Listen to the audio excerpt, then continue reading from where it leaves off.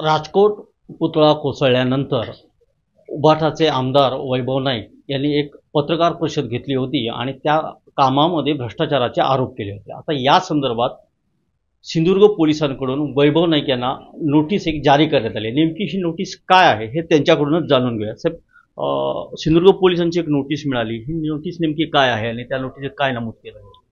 खरं तर छत्रपती शिवाजी महाराजांचा स्मारक हे भ्रष्टाचारामुळे कोसळलं आणि त्या संदर्भात पोलिसांनी आपल्याकडे काय पुरावे आहेत ह्याची माहिती मला मागितली आहे। खरं तर ज्यांनी पोलिसांना दबाव आणलाय त्यांच्यावरच खरं तर भ्रष्टाचाराचे आरोप आहेत आणि त्यामुळे त्यांनी केलेल्या भ्रष्टाचाराच्या आरोपास दाबण्यासाठी माझ्यावरील दबाव आणण्याचा प्रयत्न पोलीस करतात।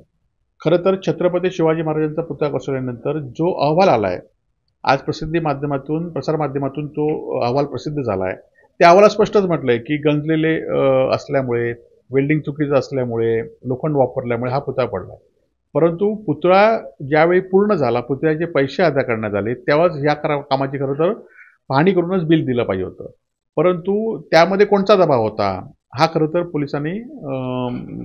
पोलिसांनी तपासात निष्पन्न केला पाहिजे होता। त्याचबरोबर एखाद्या संवेदनशील विषयामध्ये पोलिसांनी त्या आरोपीचं स्टेटमेंट, आरोपीपर्यंत कुठपर्यंत आपण पोहोचलो याची माहिती दिली पाहिजे होती। परंतु पोलिसांनी ही माहिती दडवून ठेवली आहे किंवा पोलिसांकडून ही माहिती दडपण्याचा प्रयत्न झाला आहे। आपल्याला माहिती असेल की पुतळा पडल्यानंतर 2 तासामध्ये हे आपटे आणि पाटील असे 2च आरोपी पोलिसांनी गुन्हा नोंद झाल्यानंतर त्यांच्यावर गुन्हा नोंद केला विभागाने, सरकारने, आणि या 2 आरोपीपेक्षा तिसऱ्या आरोपीकडे पोलीस जाऊ शकले नाहीत किंवा त्यांचा तपास या दोघांशिवाय तिसरीकडे जाऊ शकला नाही। आपटेला 8 दिवस आपटे मिळत नव्हता आणि 8व्या दिवशी पोलिसांना त्यांच्या घरीच तो आपटे मिळाला। म्हणजे खरं तर ह्या सगळ्या संदर्भात पोलिसांच्या तपासाबरोबर सरकारबद्दल प्रश्नचिन्ह असताना सरकार मला आरोपी करते किंवा सरकार मला आरोपीच्या पिंजऱ्यात उभे करते। निश्चितपणे छत्रपती शिवाजी महाराजांसाठी आम्ही असे किती आरोप घेऊ, आम्हाला अटक केली तरी चालेल, परंतु या ठिकाणी भ्रष्टाचार झाला आहे हे मात्र आम्ही सांगण्यास कमी पडणार नाही आणि जोपर्यंत छत्रपती शिवाजी महाराजांच्या स्मारकामध्ये जे कोण दोषी असतील त्यांच्यावर कारवाईसाठी आम्ही थांबणार नाही। म्हणजे या कामामध्ये भ्रष्टाचार झाला या मताशी आपण अजूनही ठाम आहात का आणि तसे पुरावे काही सादर करणार आहात? नाही, आता जो चौकशी समितीने अहवाल दिलाय तोच खरा तर मोठा पुरावा आहे की त्या चौकशी समितीने गंजलेला पुतळा गंजला, 6 महिन्यात पुतळा गंजला कसा, बिल्डिंग कसं चुकीचं झालं, त्यामुळे तोच खरं तर पुरावा आहे। आज जो 16 पानी अहवाल सादर केला त्यामध्ये हे सगळं तुम्ही म्हणता तसं नमूद केलं होतं। मात्र त्याचबरोबर परवाच राज्य सरकारने नवीन निविदा काढली आहे छत्रपतींच्या नवीन पुतळ्यासाठी। यामध्ये जवळजवळ 60 कोटी पुतळा उभारला जाणार आहे, त्याचबरोबर 20 कोटी रुपये त्याच्यासाठी अपेक्षित खर्च झाला आहे।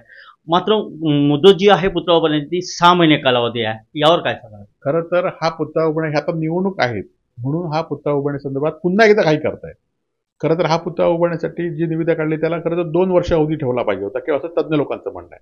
किंवा आता टेंडर सुद्धा घाई गडबडीने 8 दिवसाची शॉर्ट नोटीस केली आहे, म्हणजे त्याला कोण ठराविकच ठेकेदार बसतील, 8 दिवसामध्ये ते टेंडर होईल, टेंडर निश्चित केलेला असतील, ह्या सगळ्या शंका आहेत आणि त्यामुळे पुतळा बसवण्यासाठी पुन्हा एकदा घाई करून पुन्हा एकदा स्मारकांची छत्रपतींच्या शिवाजी महाराजांच्या आमच्या भावनेशी खेळण्याचा प्रयत्न शासन पुन्हा एकदा करत आहे। शासनाला कळकळीची विनंती आहे की योग्य पद्धतीने योग्य वेळेत घाई गडबड न करता हा पुतळा करावा, अशी आम्हाला शासनाची शिवप्रेमी म्हणून मागणी आहे।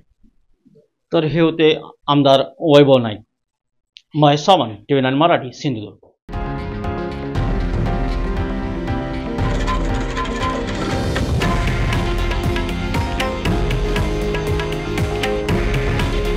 हे आहे देशातील नंबर 1 न्यूज नेटवर्क आणि आपण पाहत आहात TV9 मराठी। काळजी तुमची, हित महाराष्ट्राचं।